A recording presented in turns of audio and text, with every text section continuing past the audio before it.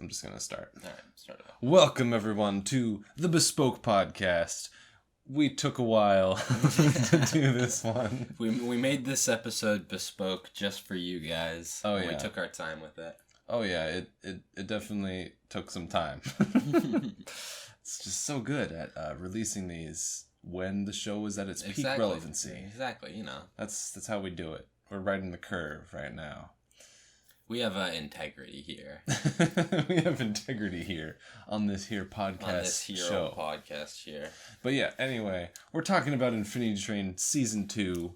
Infinity Train or Book 2 is what they were calling it. Which, whatever. It's call the same whatever thing. you like. But boy, oh boy, is it a good season. This is one hell of a cartoon. It's pretty good.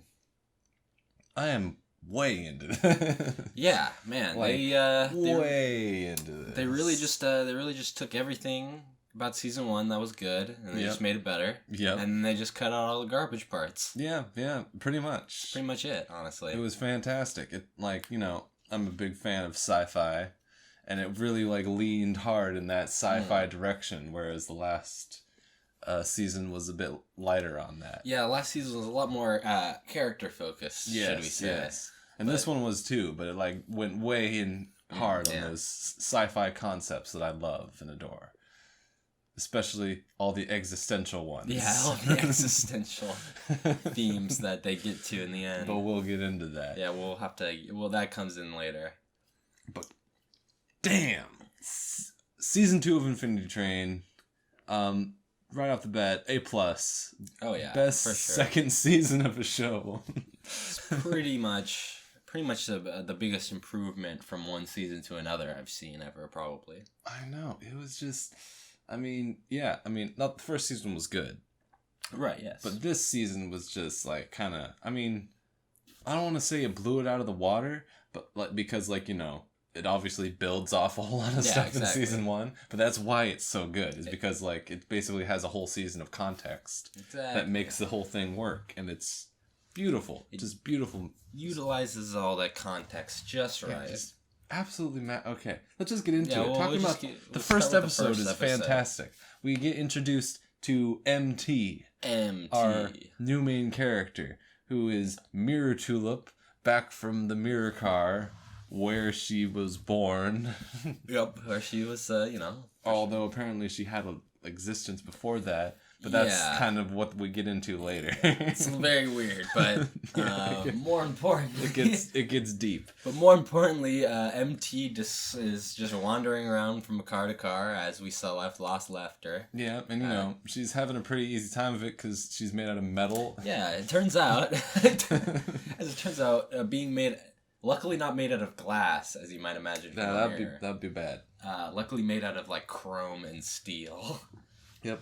And therefore invulnerable.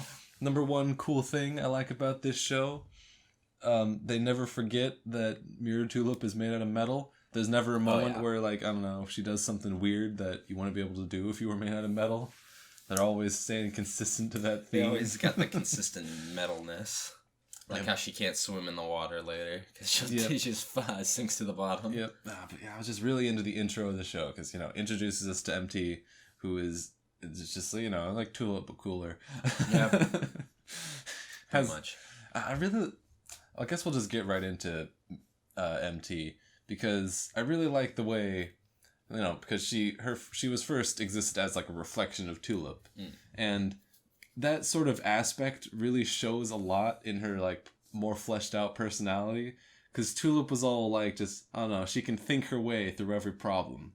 And that's what she believed. She could, like, she was sure she could, like, figure everything out.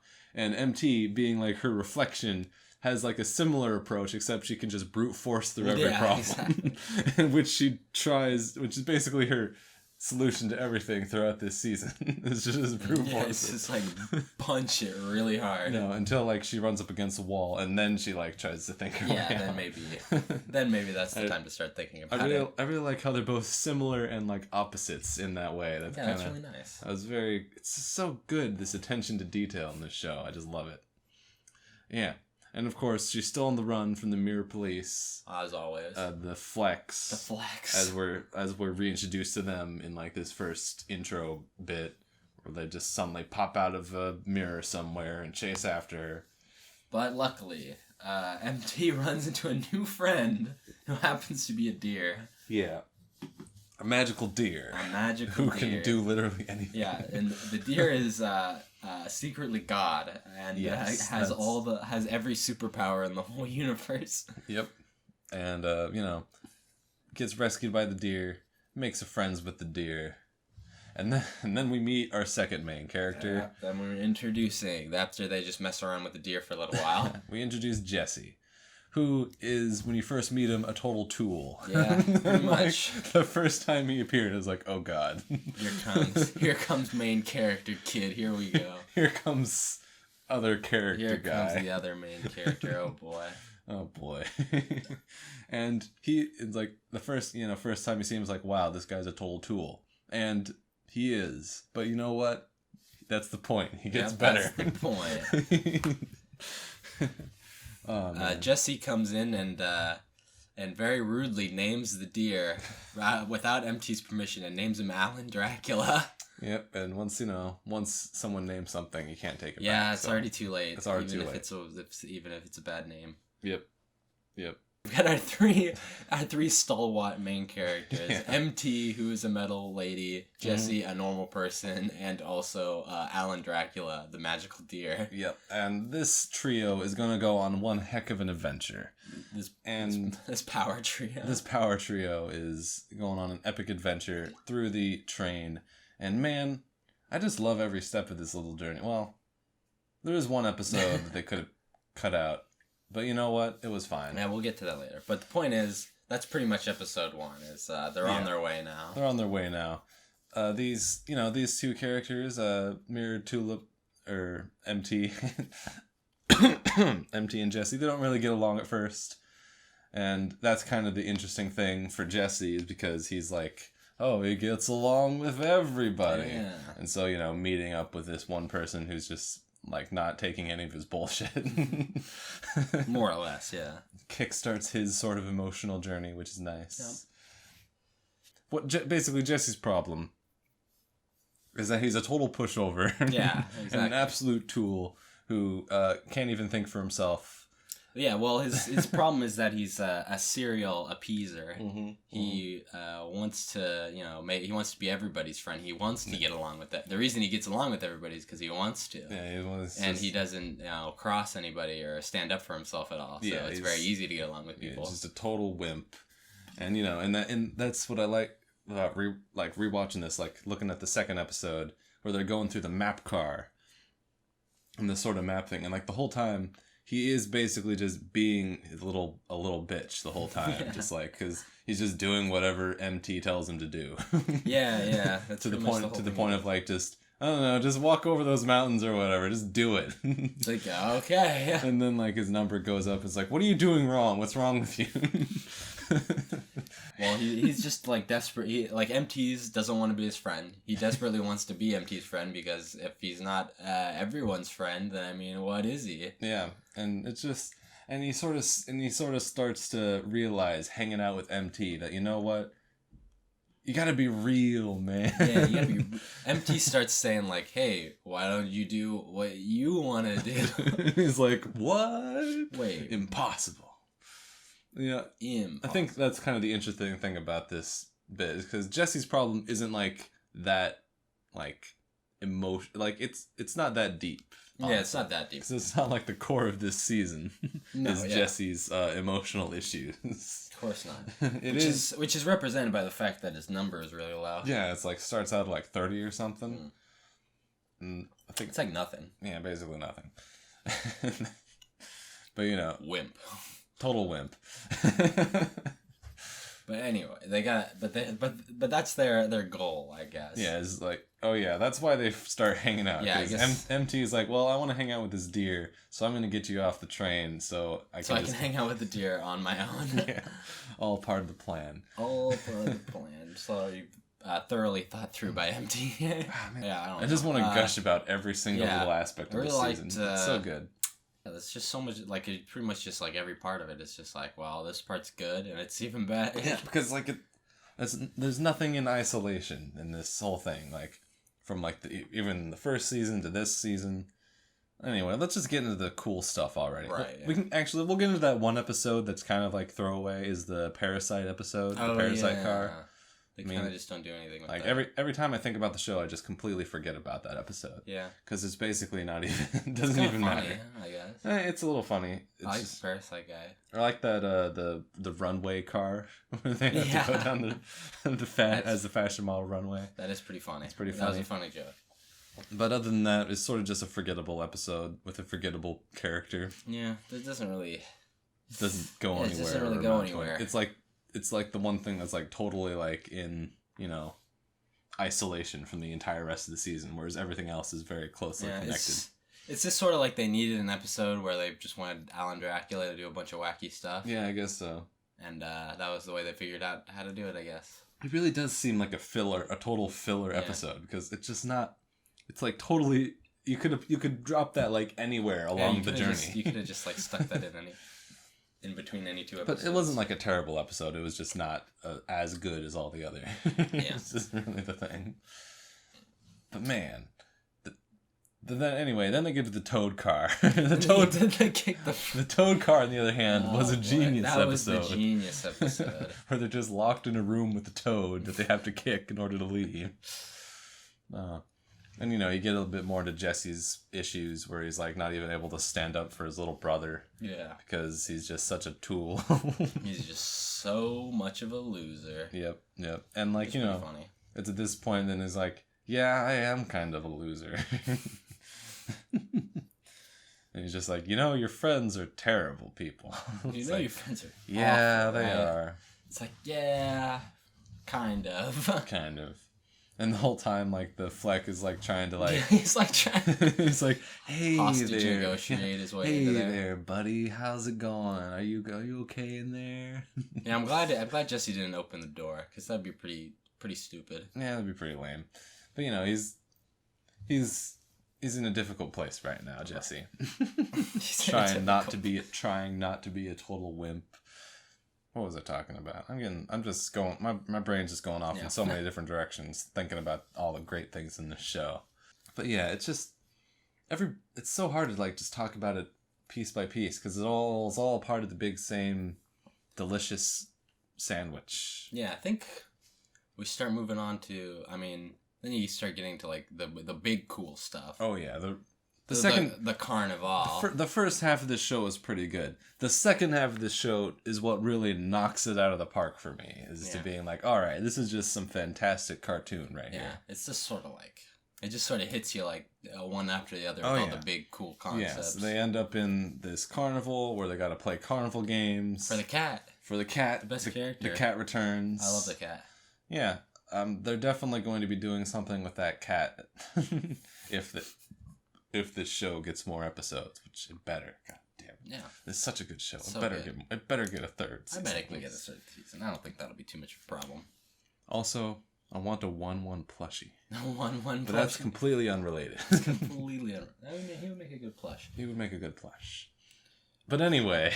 but more importantly, they're playing all the carnival games, blah, blah, blah. They got to win the carnival games to get the door. Yeah. But the point is, they introduced the new characters, the new faction of passengers who have embraced their passenger lifestyle and have decided to get the highest number that they possibly can. That's when you think about it, that's not like that surprising of a thing. It's like, of course people will be trying to get the highest number.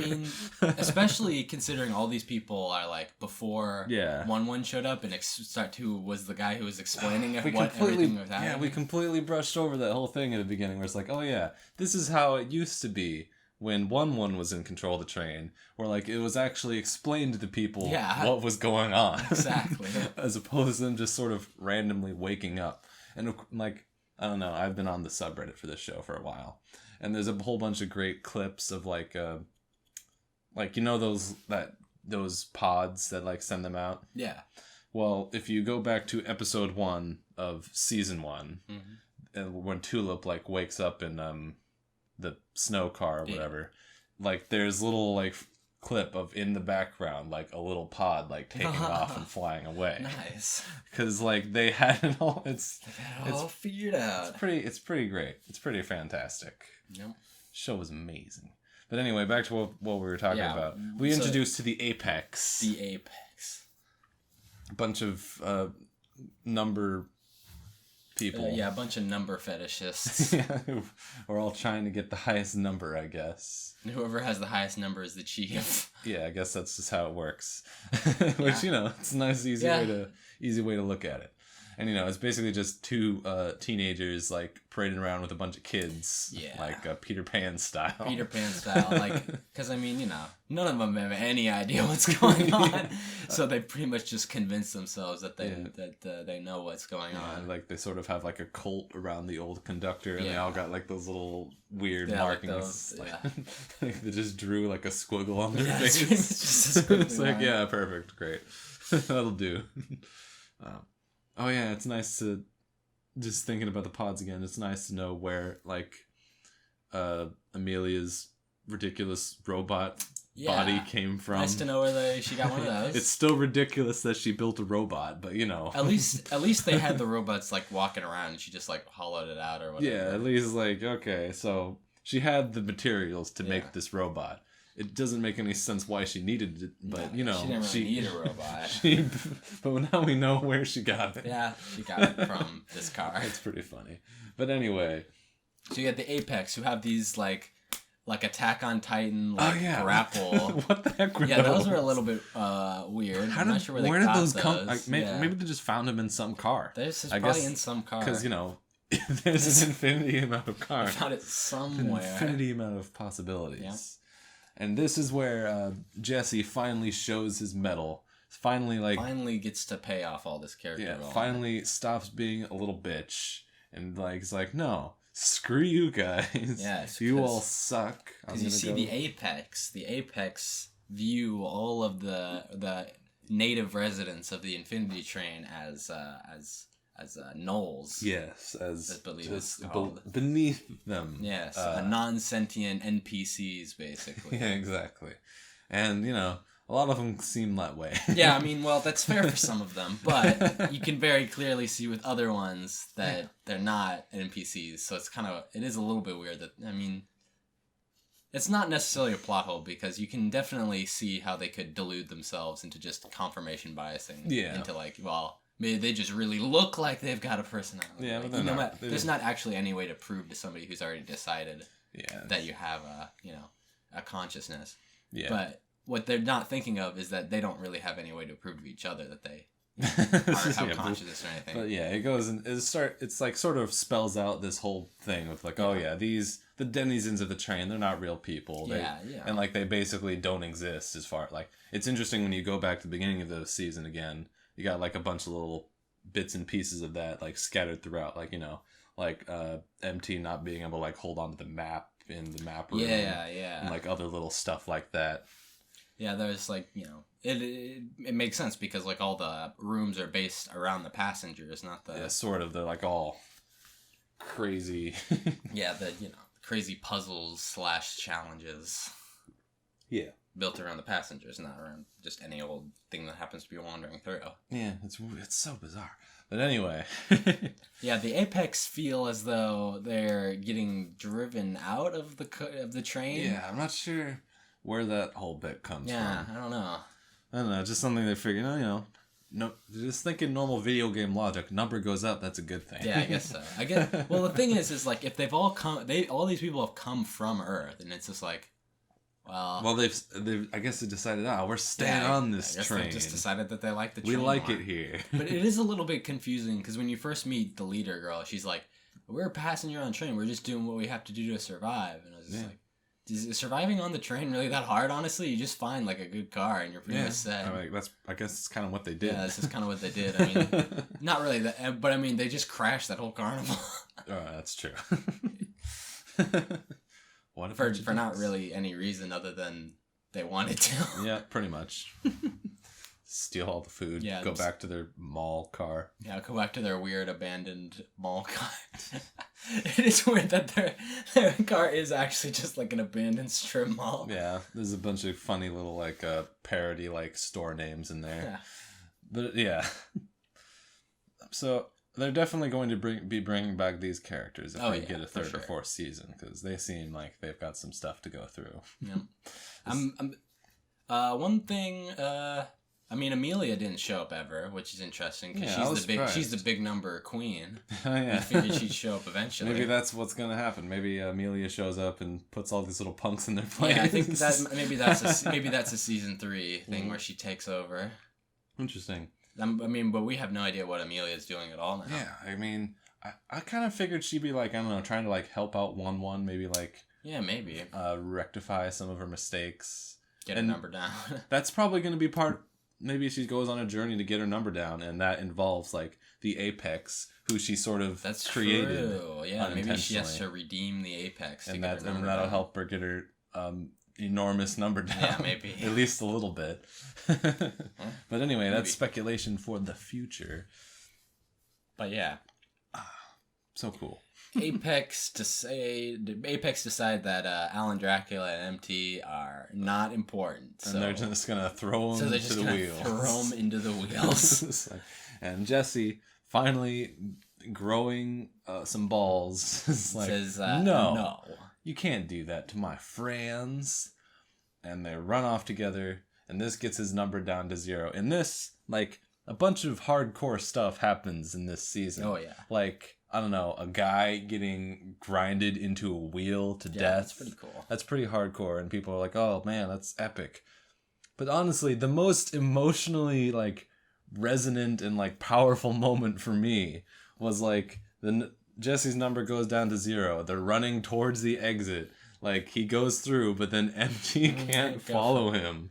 And it's, like, the saddest thing I've ever seen. Because I was thinking, oh, it's like, just thinking, watching, oh, there's no way they're gonna like, oh, just leave MT there. Like, it's like, oh, surely he's gonna like go through, but it's like, oh no, MT can't come, so he comes back. So he stays there. So he comes back, but he doesn't. Nope. He can't. He gets sucked away, and MT is left there all alone and just crying on the floor. And it's like, oh my god, they went there.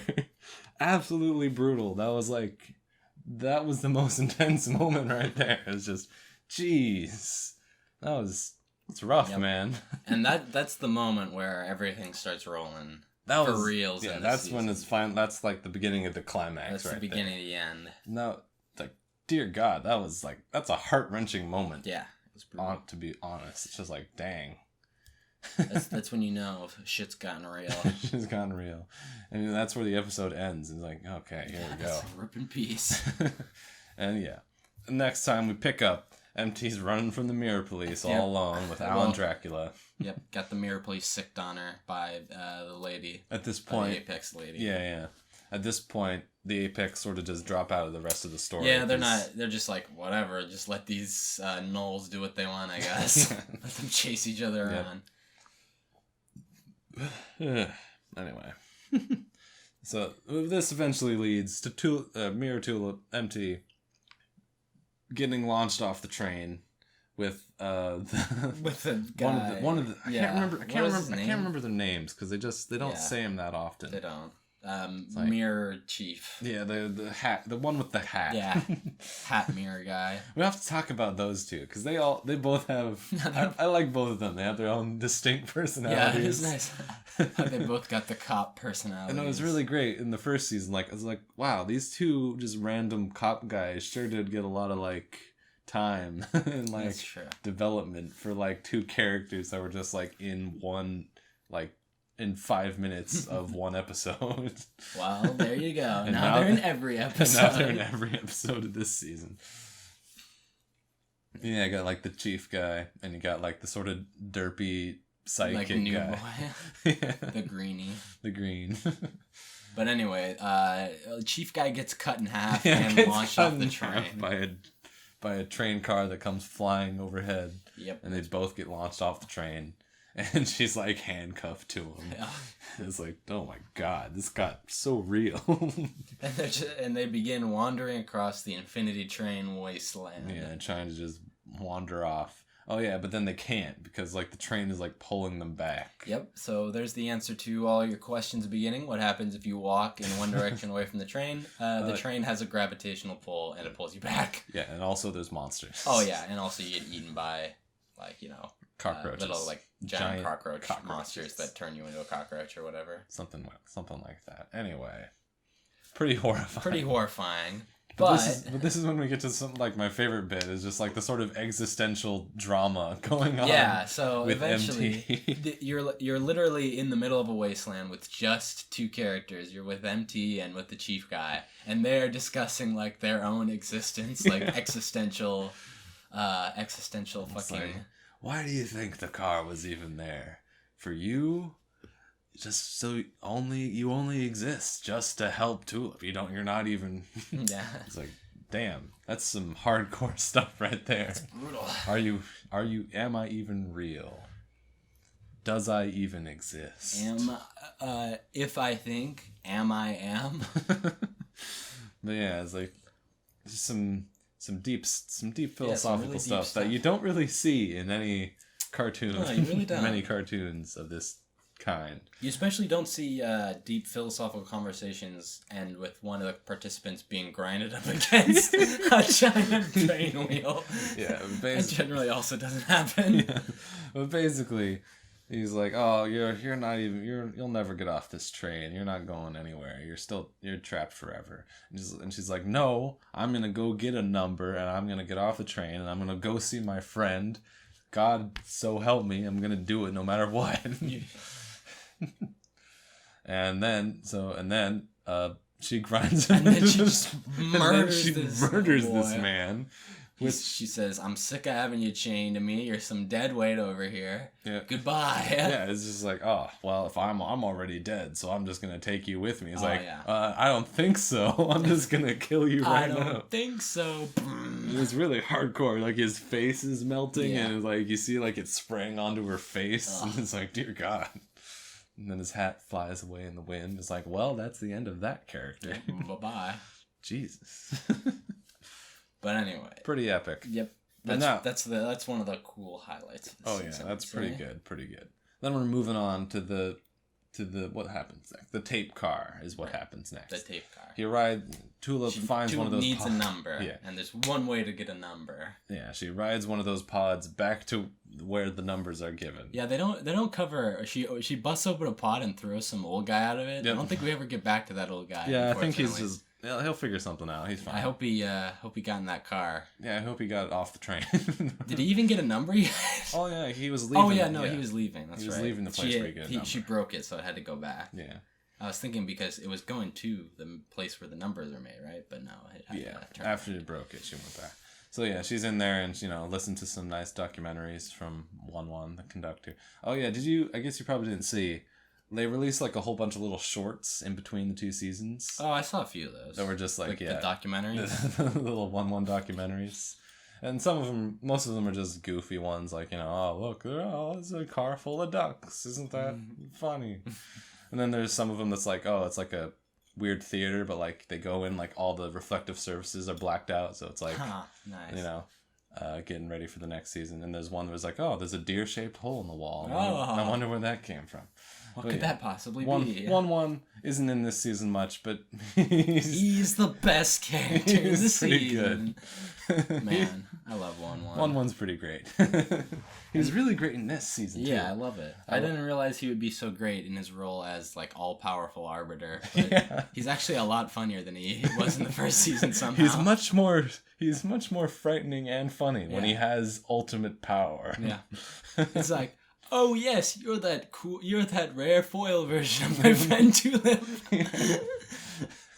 Exactly. It's like, I really wish you'd stop breaking everything. It's like, I see you slipped and broke one of our attendant droids, and then slipped again. Several times in a row. Yeah, it's pretty good. Oh yeah, so this is but anyway, this is when we get to the real cool sci-fi stuff where we start to see, okay, so this is how this weird train thing works. Well, sort of, we get the we get the general picture. Yeah, and like because in the first season they have these like memory tapes that are just sort of around apparently, and it's like, what even Yeah. It's like, it's so bizarre. It's like, okay, the seems... the VCR tape. Yes, it's like, what even are these tapes? It's sort of random. But, you know, now we know the origin of the tapes. They use the tapes to give the people the numbers. Yeah. So. And they get the tapes by putting them in goo and having their brains turned into tape. They got little tape robot things that make the just tape out of your brain cells or whatever. Pretty great. And then I guess they put all the used ones in that room that we saw in the first season where the cat was. Guess that's just where they put them all. They just put them all somewhere. I remember at the beginning of the season, there was like the salesman lady was like, "Hey, I got some passenger tapes for you if you want some of these tapes." Just some random. It's very strange.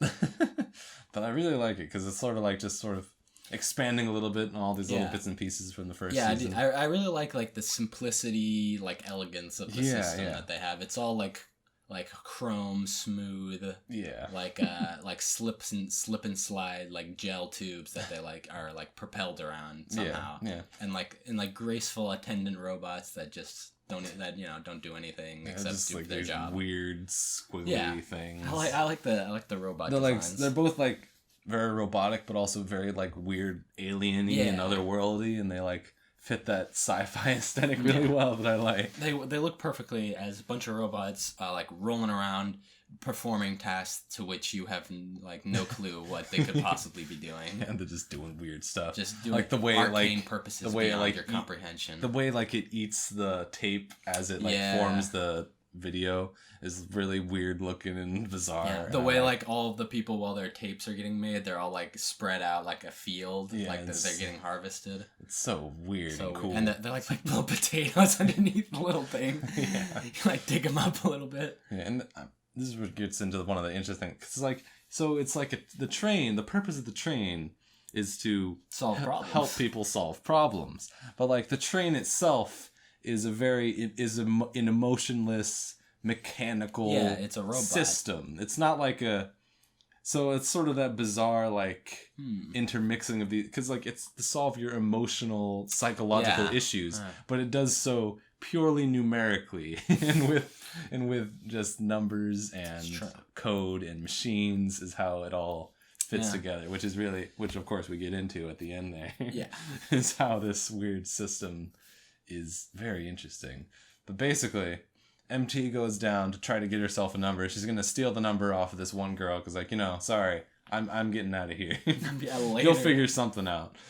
You can go join. Sorry, you can have the next number.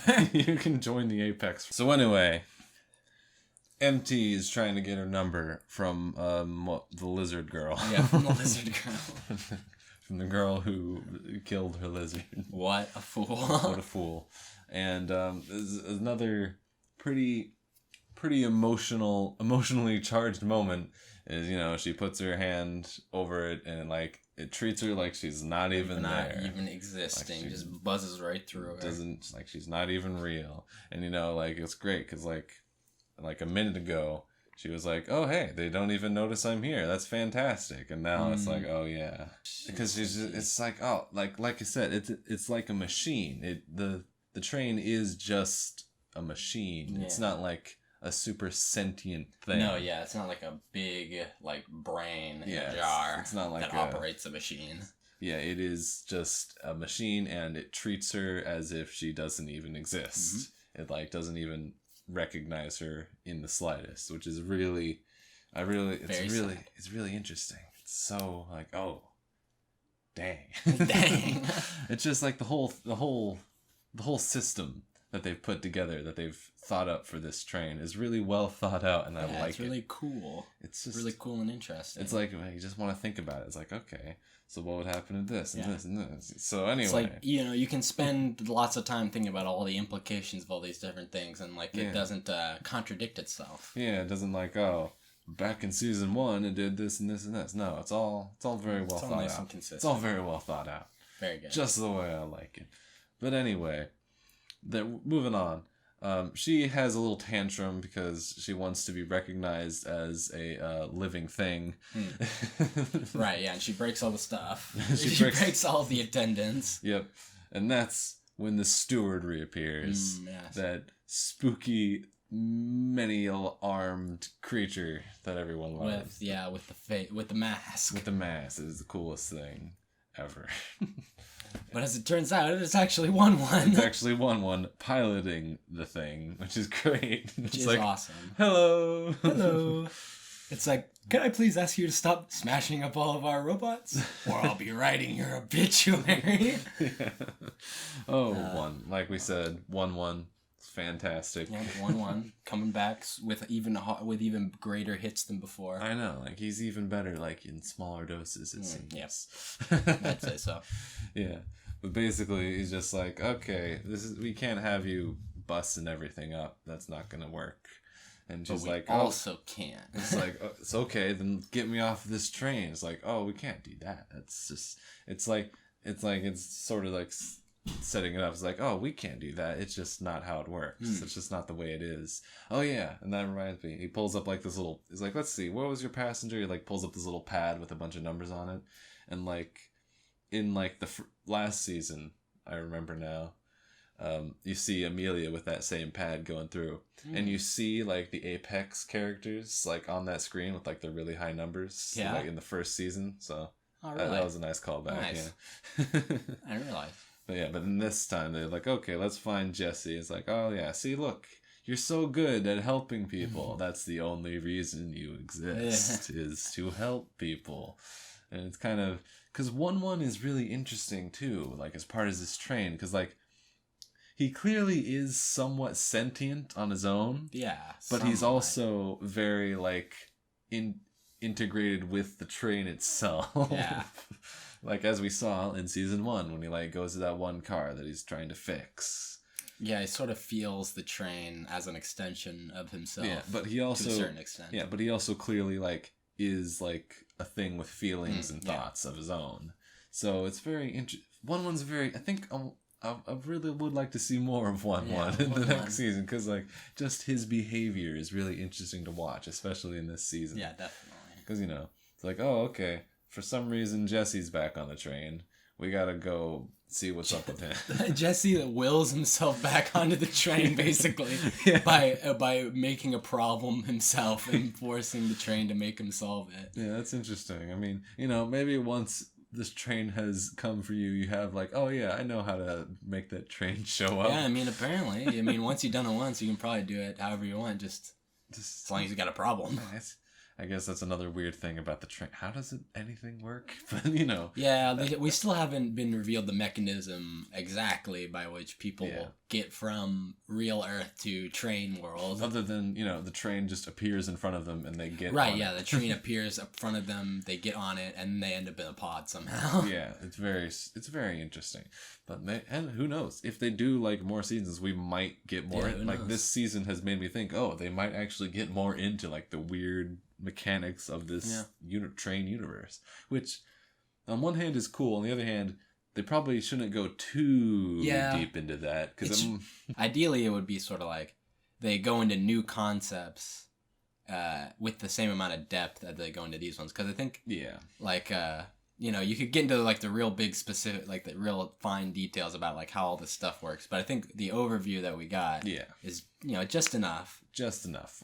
We don't need to know how every nook and cranny works. Yeah, that's true. We get the overall message. That's true. So yeah, like if we saw like this room again in the next season or something, like like the tape room, and they go into like all the details about how like they're doing this. Yeah. So how do they pull the tape out of it? No. Exactly. We don't need any of that. We don't need any of that. But go to find a new room where new cool stuff is going on. Yeah, pretty much. That's good. As long as they stick to that. Yeah, that's pretty... It's just... I really like it. It's really artfully done is like the best way to put it. Yeah, it's all like... Yeah. Very visual and not like, oh, this is how this... Yeah, You know what I mean. But anyway, Jesse sort of like willed himself back onto the train. They go through like his new tape, which like goes through his memories up to the on the train. Just on the train. And that's pretty good. And one thing I really like is like during that whole bit, like 1-1 is still like in like the big stewardess like robot thing, and like when he's piloting it, it doesn't look threatening at all. No, it's like this like goofy like curved thing that's like got his head at the top, and it's here we go. Hey there. Yeah, it's pretty What a pretty cool great. guy. I love that. I love like just the subtle differences Yep. that they add in to make it look more friendly in certain moments, and then suddenly like the mask comes down and is like a giant sprawling Yes. mass of tentacles again. It's like, oh god. The villain from season 1. This thing is pretty crazy. But yeah, they go through his memories. They go like, oh yeah, then he went back, and and then he went back. and then he explained to his little brother everything that happened. Then he's like, I gotta get back on that train, and then I guess he did. And then he did. Great work. Well done, Jesse. And like, you know, it's pretty heartwarming. It's like, yeah, he's a real boy, Jesse. He's a good boy. He's a good you boy. went back for. You did it. You went back for the girl. You did it. But then a tragedy strikes. Oh yeah, that was another one of my favorite parts. All right, time for the number. It's like, get over here. It's just because it's just this machine. It doesn't understand the problems it's solving. That's the interesting thing. Yeah, it only cares about getting the number down. It's purely mathematical to this. Like, how can we expect to solve your problems without some juicy numbers? Some juicy math. And yeah, like it gives him a number, but you know. But the number doesn't quite make sense because Jesse's problem is not so easily solved as being a huge pussy. Yeah. Which is a 33. Apparently, the getting your train resident friend off of the train is the square root of 2 problem. It's an impossible dilemma, of course, because. As 1-1 so eloquently puts it. It's like, he needs to get off the train, but he can't get off the train without his friend, and his friend can't get off the train because she doesn't have a number. Just can't give her a number because she needs to get off the train because and you know he's rolling around. So 1-1 is stuck in a loop trying to help them out, I guess, and suddenly the other Fleck attacks. The other Fleck is like, all right, I'm here to murder you because you murdered my friend, and like that's the great thing because like you sort of saw it coming because like, man, these two actually cared about each other. Yeah, these two are actually partners. They're the bad guys, but it's really sad for this poor guy. It's like, oh. His friend is dead. Yeah. and you know, like throughout all of the seasons, that guy's always, you know, the new guy, like the rule follower. Yeah. But then he's like, all right, no rules now. You're going down. You're going down. I'm gonna kill you. No more bringing you in. Yep, that's pretty great. That's pretty good. And you know, they have their little battle. Their little struggle. And Mirror Tulip has an ingenious idea. So what did you think of that little conclusion to the thing? I thought it worked out pretty well. Yeah, I thought it was pretty good too. It makes sense because she is also a reflection. Yeah, and it just like it kind of think of it. It seems like, oh, that was a bit easy. Right. I mean, sort of. Like the technical Yeah. doing it is easy, but coming to that conclusion. Yeah. But I can also sort of see it because like we just said, it is like a machine. It's not super like it's not super like the reason she couldn't get a number wasn't because that's just impossible. It's just not how it works. Yeah, it's just not it's coded like can you know, train resident get number no. Yeah. But you remember all of this number film out of the head malarkey. This is all basically magic technology anyway. It can do whatever it wants. Pretty much. It's only the only rule holding it back is itself. Yeah, so it's not like it's interesting because it's just completely arbitrary. Yeah. Even though it's like this it's important to them, but to the train it just doesn't make a difference. Yeah, who cares to the train? I mean, which is exactly why 1-1 is just like, so can we leave? And he's like, yeah, all right. Yeah, all right. It just opens up for him. It's like, all right, nice. Nice. But yeah, like I said, I mean, it makes perfect sense that Tulip can, as a reflection herself, only needs the reflection of a number to get off the train. I guess that makes a lot of sense in certain ways. Yeah, like imagine if there was a human conductor who was like really devoted to these rules. He'd be like, no, that doesn't count. You don't really have a number. But because it's just this it's basically a soulless machine. It's like, that's fine. Well, technically you are correct. Therefore, you are correct. You have a number. And you do technically have a number, and it is on your hand. Yeah. So anyway, they escape, but although the Fleck tries to Oh stop yeah, him. the Fleck tries to stop him, and Alan Dracula Alan blasts Dracula him. blows him up. Just melts this guy. I mean, it wasn't quite as hardcore as the getting ground up into a wheel, but it was pretty. Shot. It was pretty hardcore. The deer laser beams him, and he just dies. Yes. It's like, well, that's the end of that character. Yep, he's gone now. Now they're in the real world. Yeah. One of the interesting things, like, the creator, Owen Dennis, I think, he did, like, a Reddit AMA after season 2 came out. And, like, one of the questions was, like, how did you, get the guy getting ground up into a wheel into the show? And it's like, yeah, that was an interesting one. We just said, by the way, we're going to grind a guy into a wheel. Is that all right? And it's like, well, is he human? It's like, well, technically, no. It's like, then it's fine. That's fine. It's like, oh. Perfect. So that's how that works. But anyway, they finally escape the train. MT. They're probably like, no, it doesn't have any blood or anything. It's no blood at all. No, not one drop. And they're like, well, what do we care? Yeah, it's fine. But anyway, MT and Jesse escape the train, finally, free of its randomness. Free of its infiniteness. Infinity. And it's just a nice moment right at the end there. It's just meets up with Jesse's little brother. Yeah. And she just gives herself a new name. Yeah. There's a palpable feeling of like calm now. Yeah, it's like, and it's done. And it's done now. She doesn't have to run anymore. Yeah. It's very nice. She's been on the run. We didn't mention it in the first episode. The soundtrack of the show. Oh yeah. I am quite fond of. I mean, I didn't really notice it very much, but I'm sure it's good if I go back on it. You should give it a look or listen. It's pretty catchy. It's like nice. It's obviously like got that sort of, what do you call it? 80s style or 90s style sort of synth. Yeah. Chill synth going on. It's pretty good. Cool. It's pretty good. And that's what they got at the end there, and it's very nice, very chill. And that's how it ends. And they better make more of it. Yeah. Cartoon Network. Come on, Cartoon we Network. Need season 3, 4. We need to keep going. I need more of this. This is so good. This is good stuff here. It's so good.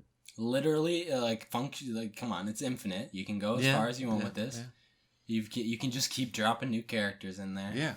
Yeah. I mean, I was thinking, it might not be as interesting if it's just, another guy or another character. Oh, they gotta go on a journey to get their number down. You can do any. It's like you could imagine like if every season was just like we gotta get the number down on such and such a person, like it would get boring after a couple of seasons. I mean, that would get boring immediately. Yeah, exactly.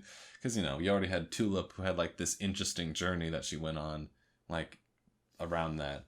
But no, they found a way to like keep it interesting. Yeah, you can do anything you want basically. Yeah.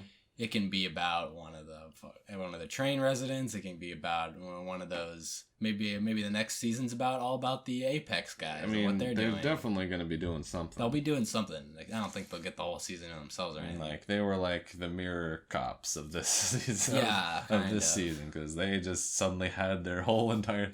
Wow, that's so good. Yeah, like they're a lot like the Mirror Cops in the sense that they're introduced and then they're just sort of like let go and they're not really mentioned again. But there's like so much left to explore with them that it's sort of like they want to come back to it. Yeah, like I think you said it like a while ago, not on the recording, but you like just everything that happens like it doesn't just go away when the show moves on. Everything that happens is still there, like in the show, just not looking at it right at that moment. Yeah, everything's still going on. Yeah, it's really good. Really good stuff. I'm like, can't believe how good it was. Really, I'm like surprised. It's like, you did it. You actually pulled it off. Yeah. Yeah, and like specifically, like a lot of the flaws that we both pointed out in our previous thing were like mostly like completely solved. Like the characters monologuing to themselves about the character development that they're having. Yeah, that was basically entirely removed from this season. I couldn't think of one time where I thought to somebody like, "Hey, please shut up. Please shut up. This hurts. Please stop explaining it." and they didn't. And Yeah. like, you know, when they weren't like, oh, I see, Jesse's problem Yeah. was that he was not very good at doing his. Like, no, they never did that. yeah, They just when Jesse's at home with his he's explaining what happened to his brother. He's like, I really. MT really taught me all about myself and how I really need to stand up for myself and I don't need to blah, blah, blah. Yeah. No, it just says, I'm sorry to your brother for messing you up. Yeah, it was so elegantly done. Very nice. I was a big fan. And, you know, it's kind of sad because I'm thinking if they do another season, I guess they're going to have to leave behind those characters. Yeah. Because they're pretty much done. Yeah, that was one thing I appreciated is... Tulip doesn't show up at all. Not even. Well, she's in one flashback, I think. Is she in a flashback? Yeah, I think there's one flashback with MT that shows Tulip in it. Oh, maybe. I think it's in the Frog episode. Possibly. Or something like that. Anyway. I think she's in that flashback that they have. But the point is, Tulip, aside from the flashback, she doesn't actually show up in the show at all, which is excellent. I'm very happy about that.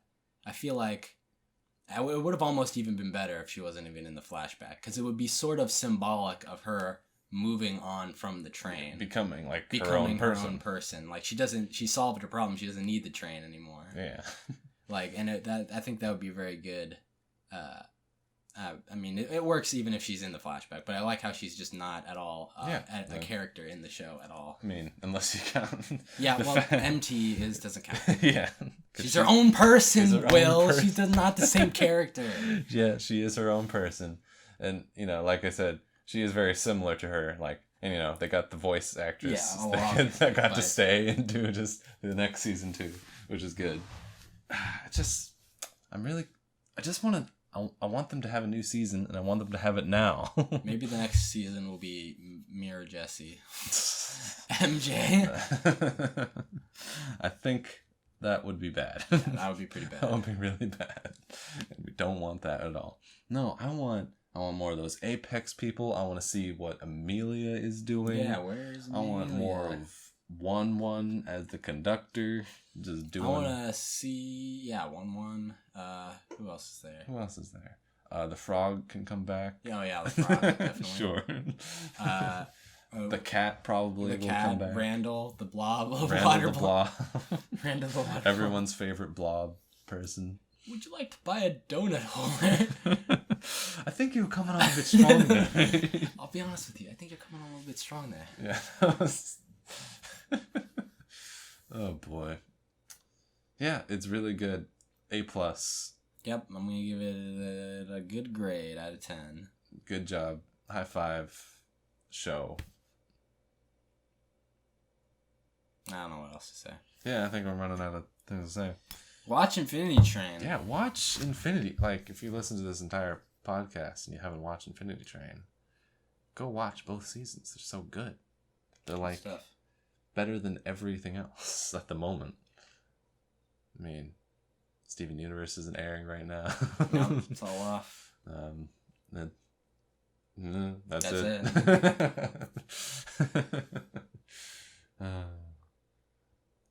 Oh yeah, there's a new Disney cartoon happening. Oh yeah? What's that? It's the Owl House. Oh, that sounds so cool.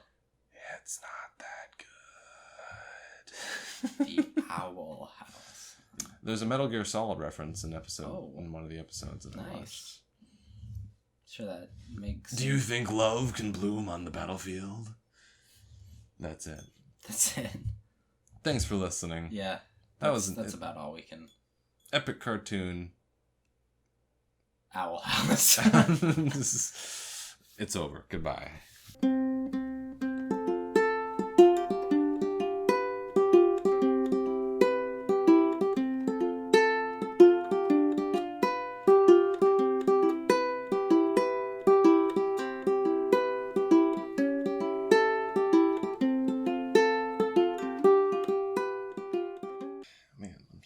Time thinking of a good intro.